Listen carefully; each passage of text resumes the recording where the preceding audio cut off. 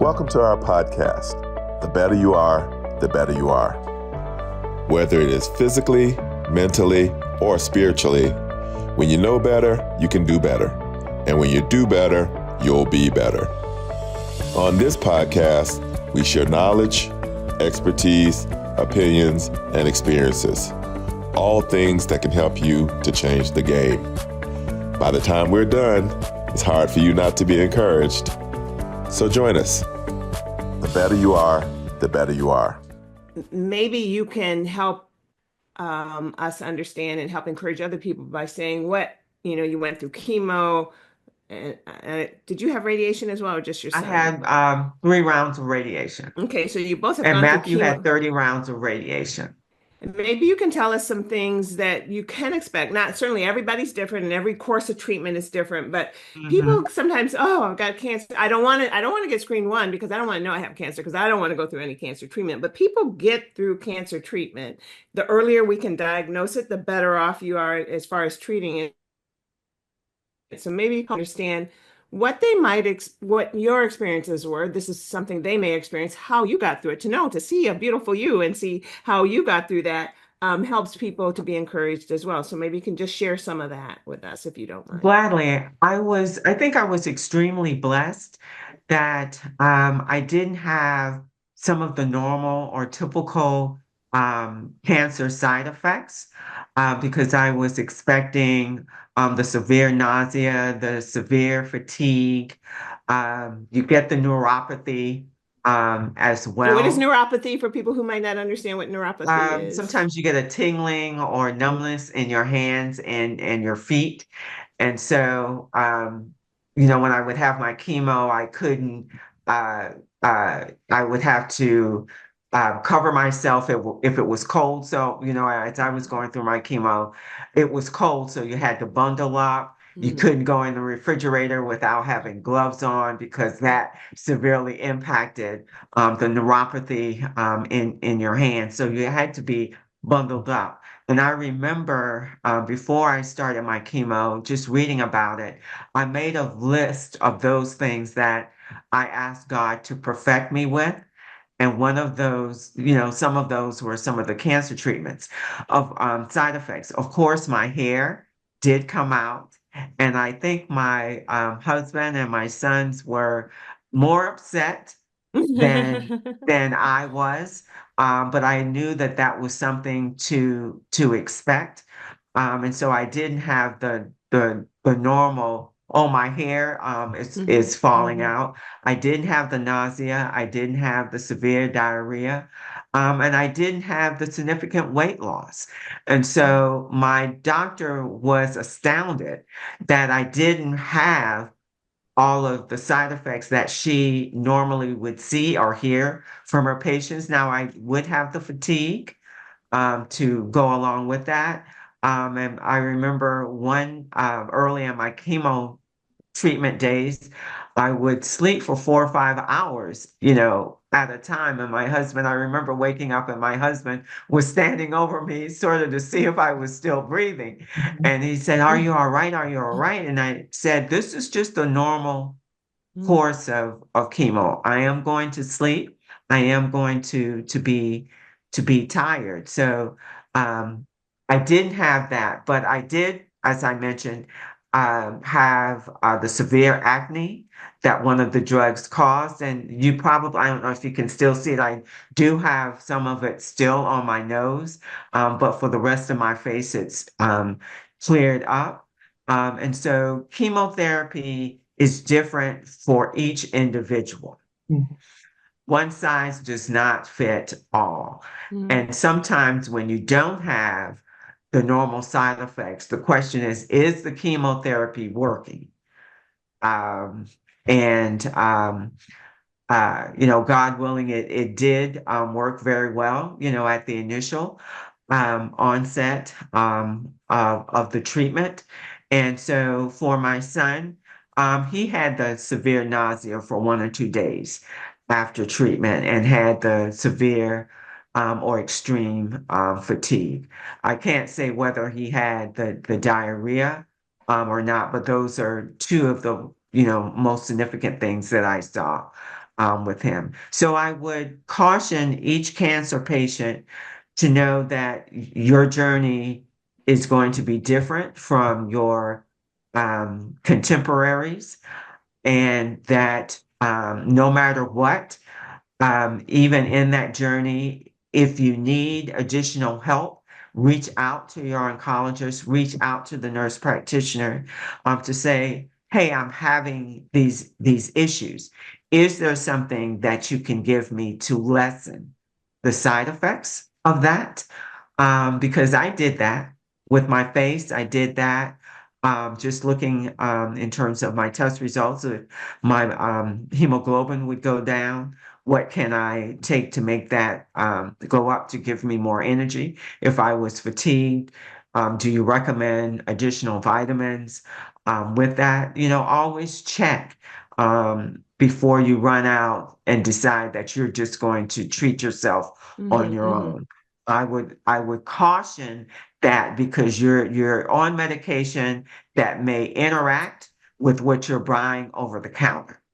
And you don't want to do that as well. So you're walking hand in hand with your physician. So Lauren, It's I a don't know if team I effort. answered your Yeah. It is question a No, that team. was correctly. Right. that was excellent. That was It excellent. was Go excellent. ahead, Danyelle. I just want to interject one thing. For me, when I have a patient who is diagnosed with any type of cancer, of course, primarily their care is going to be assumed by the oncologist, right? Right, But I right, always tell my patients, I'm still a partner in your healthcare, right? Because right. sometimes it's a matter of they go to the oncologist, it all is a lot. And so they can come back to me and we can kind of go through on a different kind of level what this looks like. I tell them, no, I don't, prescribe the chemo treatments, be that medication or radiation, but I am still your healthcare provider. And so, am I concerned about your physical health? Absolutely, but I'm also concerned about your mental health and your spiritual health. So, I may not be able to give you radiation and prescribe the how many whatever or the medicine, but do I need to be a support person for you to get into with a therapist? That's Do you exactly need right. right? Do you need some meds that may help keep you here where you're not emotionally here? And if you need medication, I will talk with the oncologist to make sure that there's no conflict with your chemotherapy medicines. But sometimes you need something to help with the anxiety and the stress when you're dealing with a new chronic illness.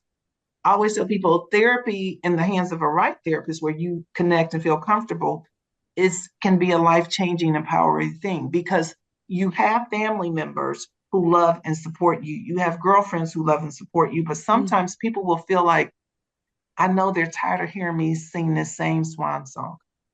I don't Exactly, want to be a burden to my family, but you need exactly. to emotionally unload. And that is what your therapist can be there for, because they're there just for you. And you can let all of your emotions out and get tools to deal with it when you don't have to feel like you're being a burden. And you don't have to feel like you have to put on a persona of Superwoman. You can take the S off your chest and just be woman and be vulnerable in that Exactly, space without exactly. feeling like you have to do this for your family when you're going through something yourself. You feel like you got to be strong for your husband, your son, your sister. You have to be strong for them. So you do all of this. Well, inside, you don't feel quite as strong. So as a primary care physician, I always try to stress to my patients, no, I can't prescribe those therapies because that's not my lane and I know how to stay in my lane. But what I can do is be a source of support for you. And what do you need? How does that look? How does that support look for you? And let me help you with that.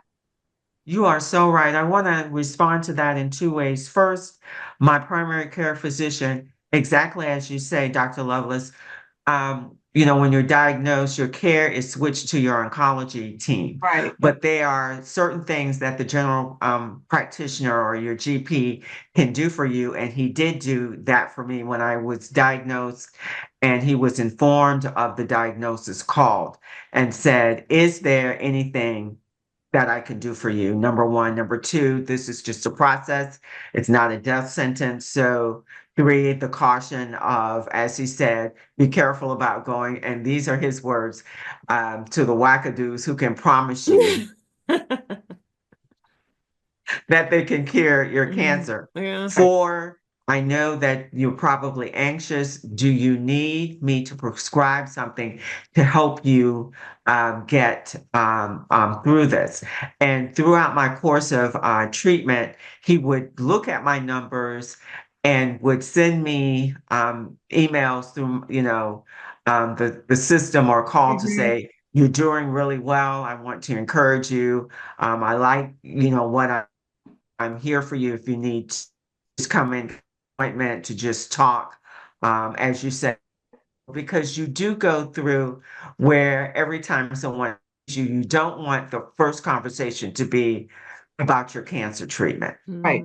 You want it to be about, hey, what's going on with your life? Let me hear about what's happening with you instead of talking to me about, my cancer treatment. So the second thing is just what you said.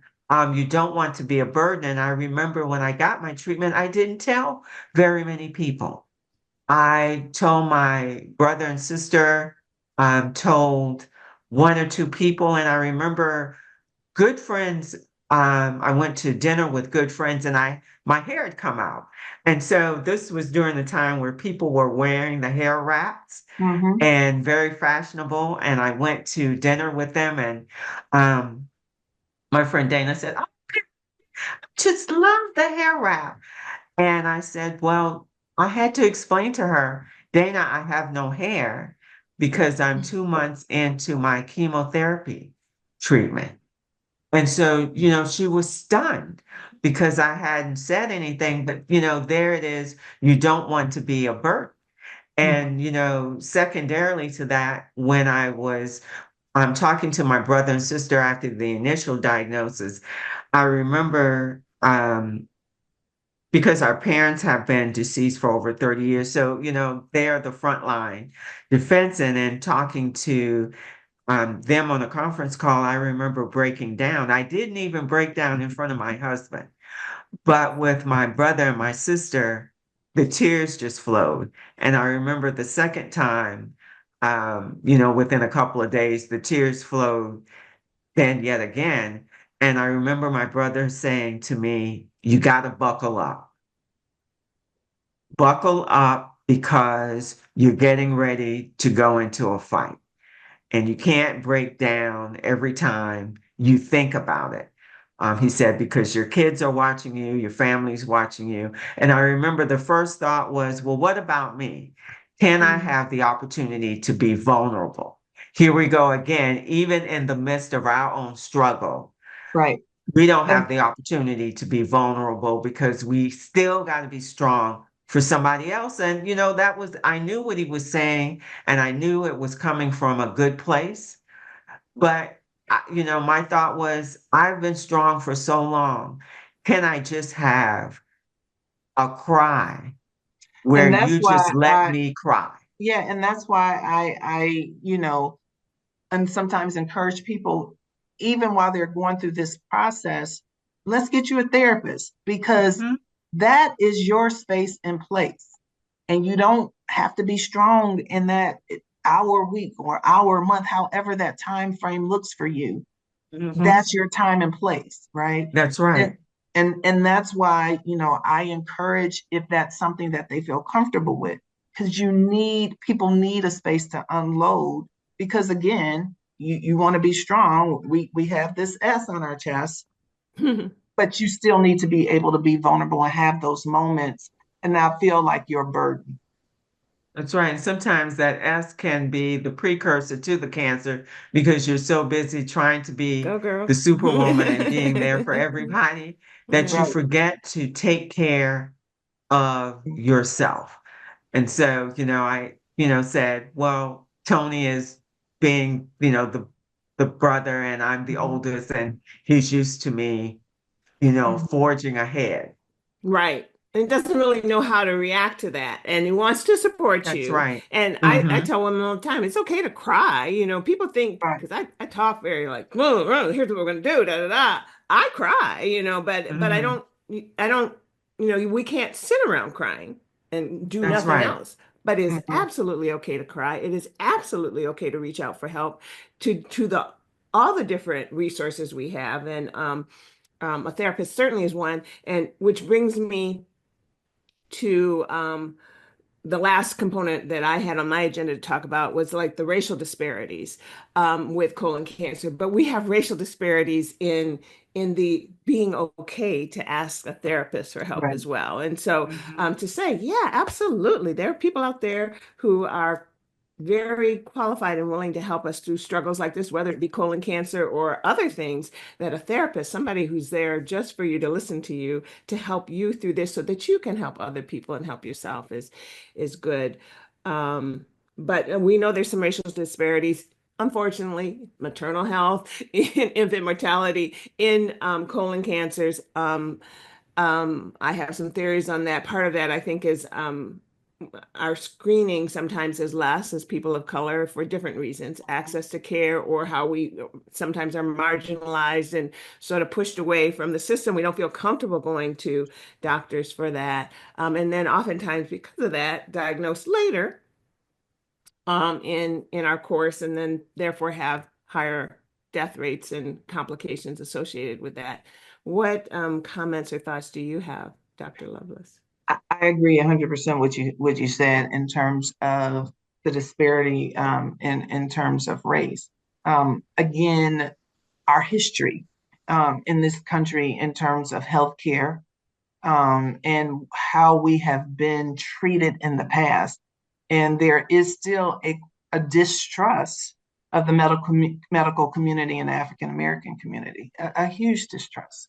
And it's not unwarranted because history is history. It has shown how we have been looked at in the prejudice in terms of our health and how it's been delivered and access. So that brings a big play into it. And also in terms of reflection of healthcare providers in this country who look like you and I, right? Those numbers aren't great. And for us to be one of the largest populations of people in this country, we don't have healthcare providers who look like that. We tend to trust, and I'm not any different. I feel more comfortable talking to a person of color, African American person, and a woman. Those are just my preferences.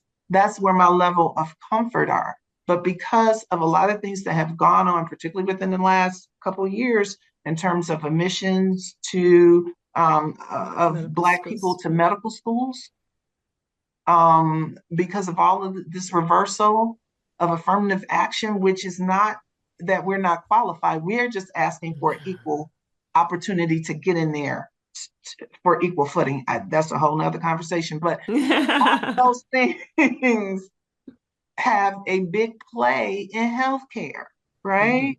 And racial, the disparity of these diseases because people don't have access, one, to care, and two, the level of trust in people who are caring for them a lot of times is less, so they won't go.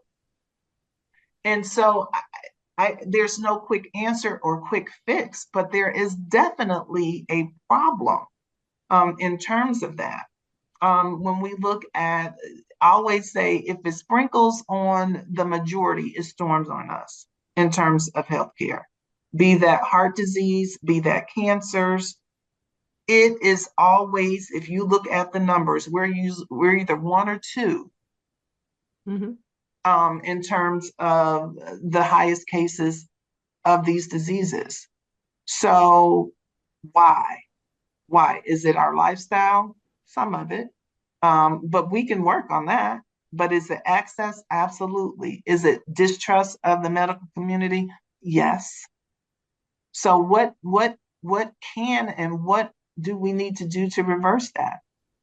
And we have to be proactive in AMA and NMA and all of these things as physicians and people who, these medical groups who make some of the decisions within healthcare to say, look at these numbers. And what physicians, what you gonna do? Government, what you gonna do? Because government want to put their fingers in everything else that they have no business putting their fingers in. This, what you gonna do about this? So it's frustrating. But yes, Lauren, I agree.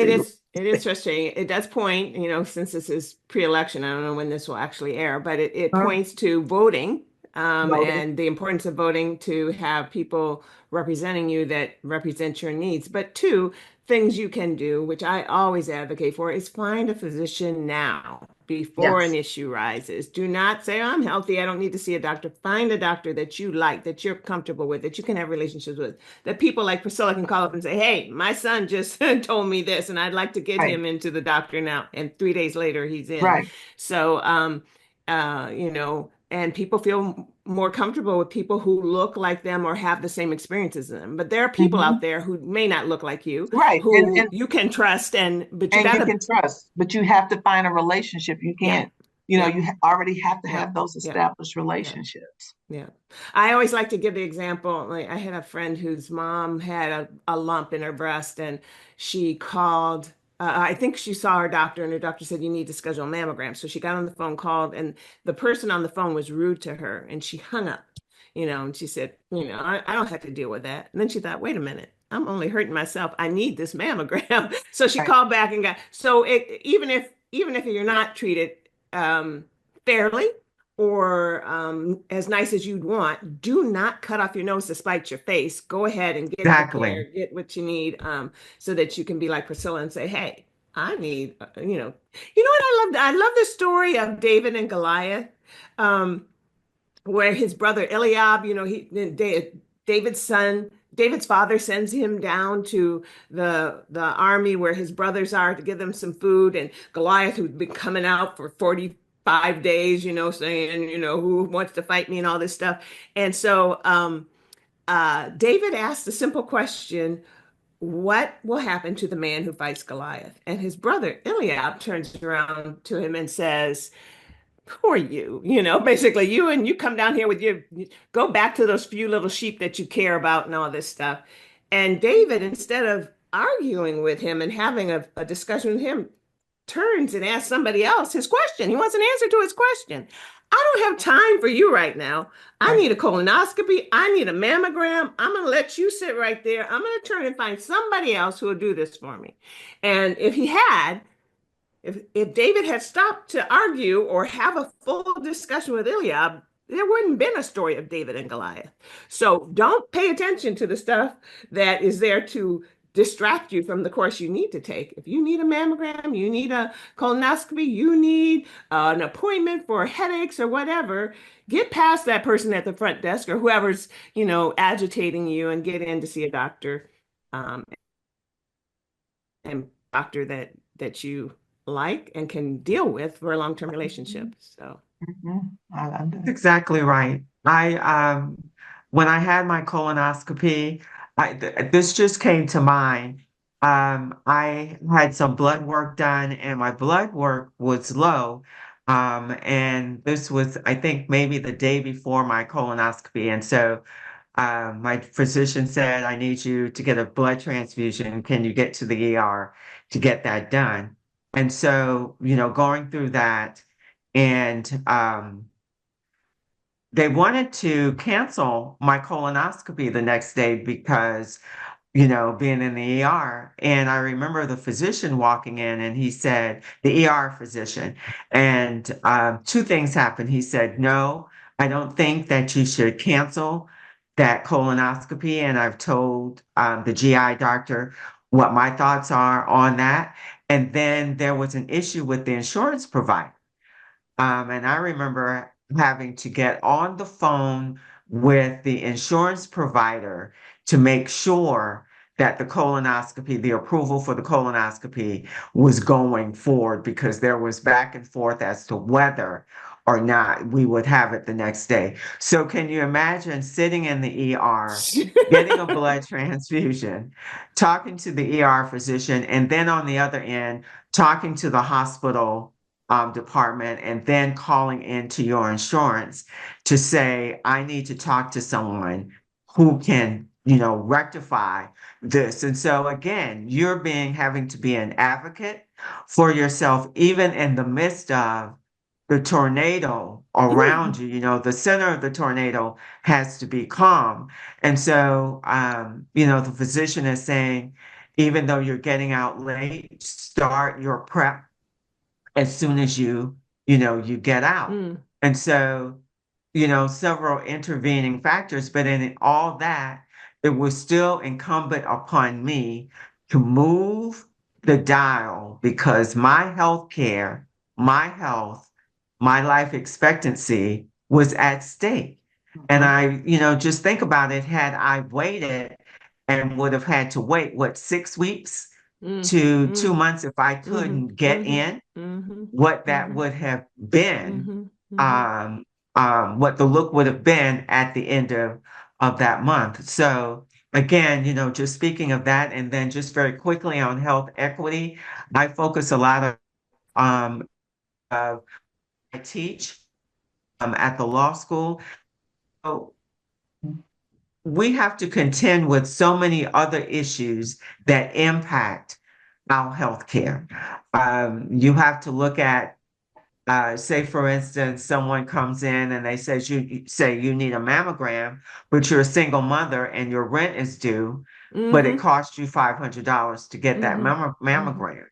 You're going to choose to keep a house or roof over your head and that of your children, and you're going to delay that mammogram because the $500 that you could have used to pay for that goes toward your rent. So issues with housing abound, or you have to put food on the table, you have to put clothing.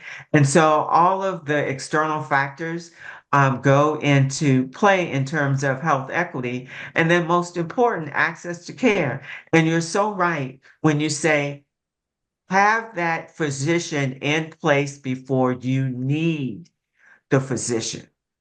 Because trying to get an appointment when you're not a patient or you're not within their system, you're going to wait. It's going to be, a long time unless you get a direct referral. And even with that, it may take some time. So don't wait until you need it to be able to access it. Yes. That's very, very important. So I just wanted to give my thoughts on those two things there. Excellent. Yeah.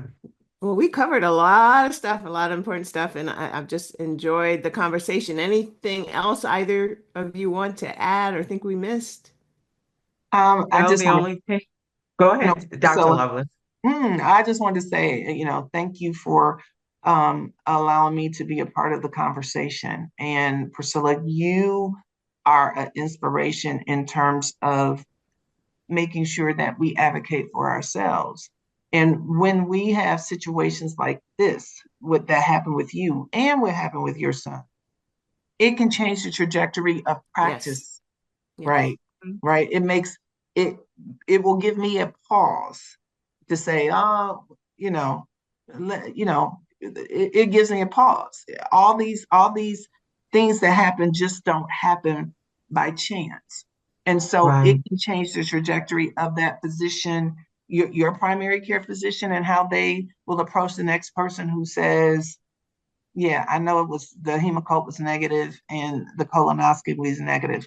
Let me take a shorter pause and let's just go on, because let's just err on the side of caution, right? So these experiences, your experience can make me pause in the way I deliver healthcare. So thank you for sharing your journey and your story. You're most welcome. It also adds to me the importance of talking with your family about your history. A lot of times, well, what age did you go through menopause, or do you have polyps, or have you had these concerns? That family history, if somebody presents to Dr. Loveless and says, yeah, I had a little bit of bleeding, and they say, yeah, it's probably this, and say, yeah, but I have a family history of polyps, and right, my had colon cancer or something like that. It makes a whole lot of difference. And if we're not talking about our family history, we can't share that. Right. So we do have to share, because I think sometimes people are, very secretive about health issues with family members. Because I have people come in and I say, well, let's go through your family history. Your mom just, I don't know. I don't know. Dad, I don't know. They may have something going on, but they haven't told us. Well, that makes an impact in terms of recommended screening, because if there's a history of something, we need to be a little bit more aggressive and when we start. So that history aspect is very important as well, just as you mentioned, Lauren. Yeah, so I thank you both for sharing what you shared, and I pray that it will help people. I think it certainly has, and I can't thank you enough for being here. Thank you, Lauren. Dr. Loveless, nice to see you again. Nice to see my Spelman sister again. Yes. Thank you for listening in today. Weren't you inspired, encouraged, and uplifted? We hope so, because we're praying the best for you. Join us again next time for more betterment, because the better you are, the better you are.